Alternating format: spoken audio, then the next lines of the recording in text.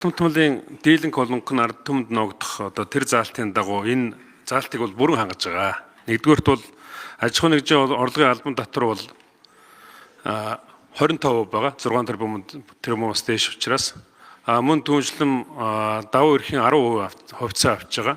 Яг өнөөдрийн байдлаар ураанаас амнаад тооцох юм бол 6% амнаад тооцогдно. Ингээд тооцоход л энэ 3 дээр тооцоход 51% давж байгаа гэдгийг хэлье.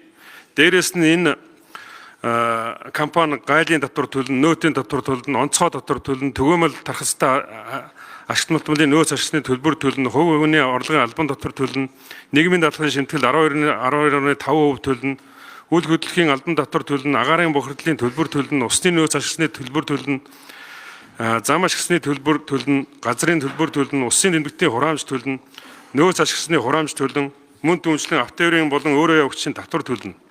Ингээд энэ одоо дийлэнх нь Монголд байх тэр бүх зүйлийг одоо бид нар энэ татвар хураамжаараа бүгдийг авнаа гэдэг хэлье. Атом цэцлэгийн станц барих тэр одоо асуудлыг шийдэх ёстой. Тэгэхээр энэ бол тийм амархан шууд бүчдэг зүйл биш.